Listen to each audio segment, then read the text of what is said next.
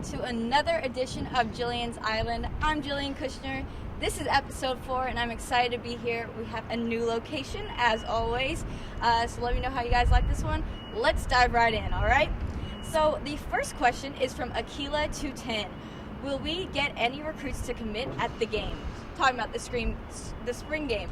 And my answer is probably not. And my reason for that is that these recruits this year, if y'all haven't noticed, they like to go a little big. You know, we had guys skydiving to make their commitment. That's questionable in and of itself because I'm terrified of heights, so I would never do that. You know, we had guys doing all types of antics to show their commitment. I think like committing at a spring game is too normal. They got to go bigger than that. That's the norm these days. So that's what they want to do. So I wouldn't get my hopes up for anybody committing at the spring game this year. It would be cool, but it just might not happen. And question 2 is also from Aquila210. Jared Allen will commit to the good guys, yay or nay? I hope yay. Jared Allen goes to my old high school, St. Stephen's. I went there for high school and middle school. I love that school dearly. Prepared me very well for college. So I've actually gotten to know Jared Allen a little bit. I wouldn't say a lot. A lot of the teachers that I had at St. Stephen's also teach him, and great all-around guy, but he is a quiet guy, so no one knows what it is that he wants to do or where he's committing. Last time I talked to him, he said he's waiting until the deadline. The first deadline for signing day was yesterday. He did not sign at St. Stephen's signing day. He's going to continue to wait. I believe he has until sometime in May for his national letter of intent to be due. He's keeping it until the last minute. I think this is really hard for him. I know Kentucky is a serious contender in his book. He is an Austin guy, so maybe he wants to stay local. You know, we'll just have to wait and see. I think he would be a great addition to the Texas team, and I hope he agrees and wants to come here too.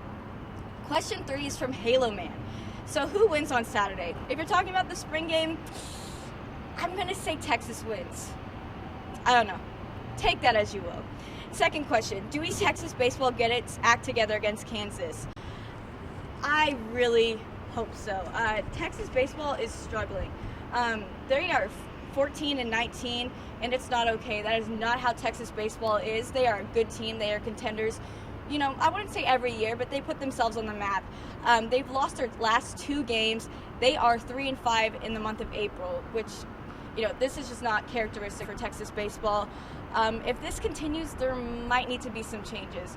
I know everybody loves Augie Garrido. He's been here forever, literally forever. This man is 77 years old, and it just might be time to go. Nothing against him. He has been extremely successful at Texas, but if this is a losing season, that kind of says it for him. Augie's only losing season was his second year at Texas. That was in 1998. And Texas went 23-32-1. His only losing season at Texas. He has been here for way too long, almost my entire life, but let me not make myself look young now. All right, and question 4 is from Longhorn Dale. Give us your thoughts on Shaka being named the USA U18 coach and the effects it could have on recruiting going forward. It is awesome that Shaka got named head coach for this. I think this is just going to be so great. It's really great to see him appreciated to the level that I think Texas appreciates him. He has been an extremely great coach this season, and it's crazy that we've only actually had 1 season with him. You know, I feel like he's been here forever. He hasn't. I think it's going to only help with recruiting. I think guys are going to turn on the TV, see Shaka coaching these guys. There's going to be really good stories coming out of it, how loving, how caring Shaka is. And I think it's just going to really pull in a bunch of recruits. I could only see this helping recruiting.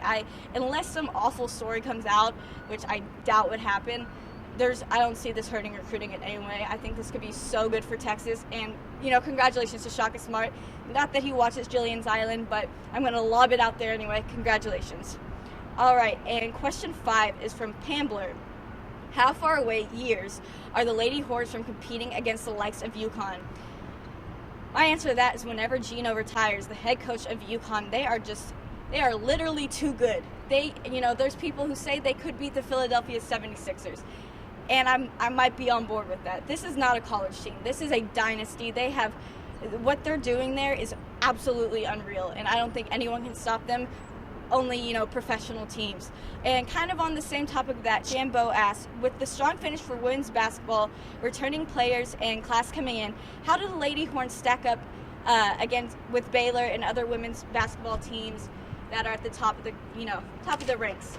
My answer to that is kind of the similar answer I gave to the last question. Baylor has created its own kind of powerhouse in the state of Texas and in the Big 12.